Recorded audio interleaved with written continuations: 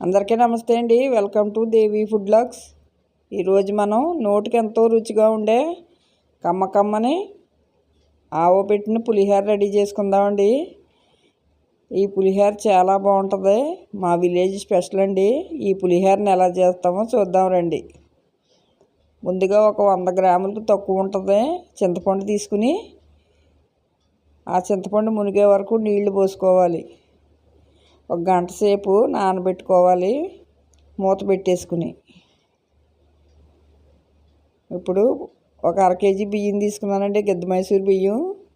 ఈ బియ్యాన్ని 2-3 సార్లు శుభ్రంగా కడుక్కుని ఈ బియ్యం మునిగే వరకు నీళ్లు పోసుకుని మూత పెట్టుకుని ఒక గంట సేపు బాగా నాననివ్వాలి.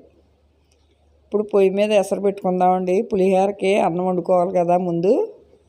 ముందు అన్నం వండుదాం. ఈ ఎసట్లోనే ఒక స్పూను పచ్చిశనగపప్పు, ఒక 1/2 స్పూన్ పసుపు వేసుకోవాలి.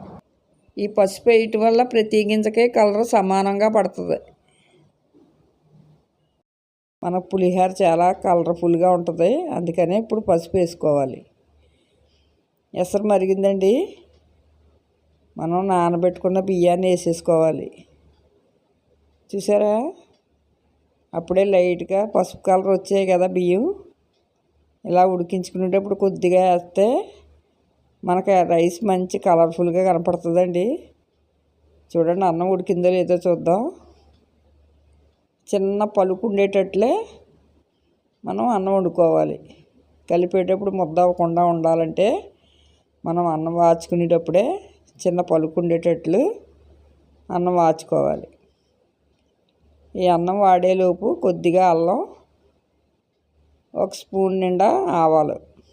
ఆవు పెట్టిన పులిహోర కదండి, అందుకని దీన్ని మిక్సీ పట్టేసుకుని పక్కన పెట్టుకోవాలి. ఇప్పుడు చింతపండు నానిందో లేదో చూద్దామండి. చూసారా అండి ఎంత బాగా నానిందో చింతపండు. 1 గంట సేపు ముందు నానబెట్టుకోవాలి. ఈ చింతపండు బాగా పిసుక్కుని ఒక గుజ్జులా రెడీ చేసుకుని ఒక స్ట్రైనర్లో వడకట్టేసుకోవాలి. మనం ఇలా వడకట్టుకుంటాం వల్ల పెంకు కానీ కాళ్ళ కానీ ఏమీ వెళ్ళవండి ఆ పులుసులోకి. చూసారా, మనం 1 గంట సేపు నానబెట్టుకున్నందుకు పేస్ట్ లాగా బాగా నానింది.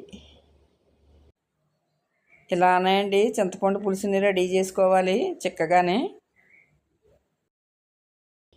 పులుసు ఉడుకుతుంది కాబట్టి తక్కువ నీళ్ళే పోసి ఆ చింతపండు పులుపు అంతా ఈ స్ట్రైనర్లో వడకెట్టుకోవాలి. ఈ చింతపండు పులుసులో తగినంత ఉప్పు, కొద్దిగా బెల్లం, ఒక 1/2 చెంచా పసుపు వేసుకుని బాగా ఉడికించుకోవాలి. కంపల్సరీగా బెల్లం వేసుకోవాలండి, తీపి లేకపోతే బాగోదు. ఇవన్నీ వేసుకుని ఒక స్టవ్ వెలిగించుకుని స్టవ్ పై చింతపండు పులుసుని బాగా ఉడికించుకోవాలి. కంపల్సరీగా వేసుకోవాలండి బెల్లం లేకపోతే పంచదారనే వేసుకోవాలి. చింతపండుని బాగా ఉడికించుకోవాలి. ఇప్పుడు మనం గెంజి బాగా వాడిన అన్నాన్ని ఒక ప్లేట్లో వేసేసుకుని కొద్దిగా చల్లారనివ్వాలి. అన్నాన్ని మధ్యలో గుంటలా చేసుకుని అందులో కరివేపాకు వేసుకోవాలి. ఆవు ముద్ద ఆడుకున్నాం కదా, అల్లం ఆవాలని ఆ పేస్ట్ని, ఒక 8 పచ్చిమిరపకాయలు, 1/2 కేజీ బియ్యం అండి ఈ రైసు. మనం 1/2 కేజీ బియ్యంతో పులిహోర రెడీ చేస్తున్నాం.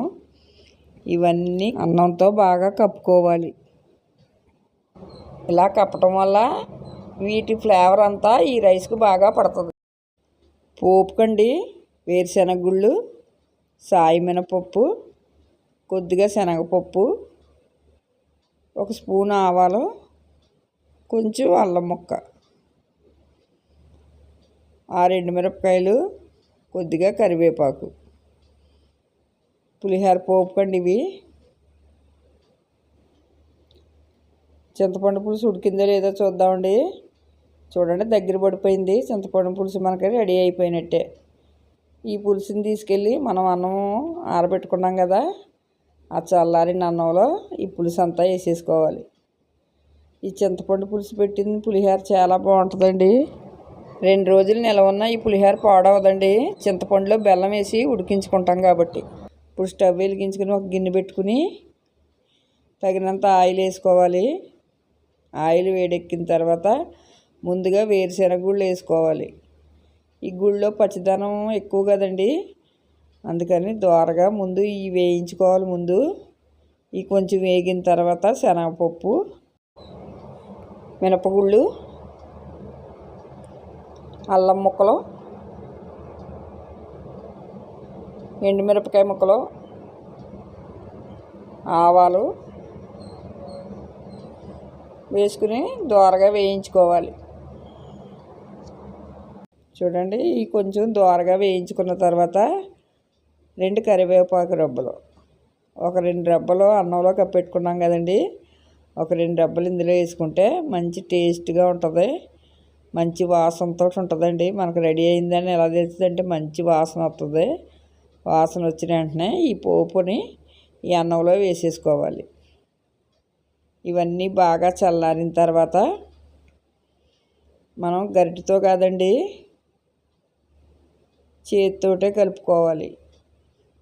ఈ అన్నానికి ఆ చింతపండు పులుసు అంతా బాగా పట్టేటట్లు, ఆవు పిండి ఇవన్నీ పట్టేటట్లు ఇంకా చేతితోటి అన్నాన్ని ఇలా మెదాయించుకోవాలండి. మనం గరిటెతో పెడితే అన్నం కలర్ అసలు మారదు, అన్నంలో చింతపండు బాగా కలదు. చేతితోటే బాగా కలుపుకోవాలండి. పులిహోరలు చేస్తారు కదండి, నిమ్మకాయ పులిహోర అది అంత బాగోదండి. పులిహోర అసలైన పులిహోర అయితే మా పల్లెటూరులో ఇలా ఆవబెట్టే పులిహోర చేసుకుంటాం. ఈ పులిహోర 2 రోజులైనా పాడవదండి, చింతపండుని ఉడికిస్తాం కాబట్టి. కొంచెం నూనె ఎక్కువ వేసుకుని ఆ చింతపండు పులుసు వేసుకుని పులిహోర రెడీ చేసుకున్నామంటే 2 రోజులు పాడవకుండా ఉంటుందండి. చూడండి, కమ్మని పులిహోర రెడీ అయిపోయింది. ఈసారి లాస్ట్లోనండి ఒక గరిటెడు పచ్చి నూనె వేసుకోవాలి. లాస్ట్లోనండి పోపు అంతా కలిపేసుకున్న తర్వాత రెడీ అయిపోయిన తర్వాత పచ్చి నూనె కూడా కమ్మగా ఉంటుందండి, లాస్ట్లో కలుపుకోవాలి. బెల్లం తిన్నోళ్ళు కూడా కంపల్సరీగా బెల్లం అయినా పంచదార అయినా ఆ చింతపండు పులుసులో వేసుకుని ఉడికించుకోవాలి. కమ్మని పులిహోర రెడీ అయిపోయిందండి. తప్పకుండా మీరు ట్రై చేయండి ఇలాగా. ఈ వీడియో కనుక నచ్చినట్లయితే లైక్ చేయండి, షేర్ చేయండి, సబ్స్క్రైబ్ చేయండి.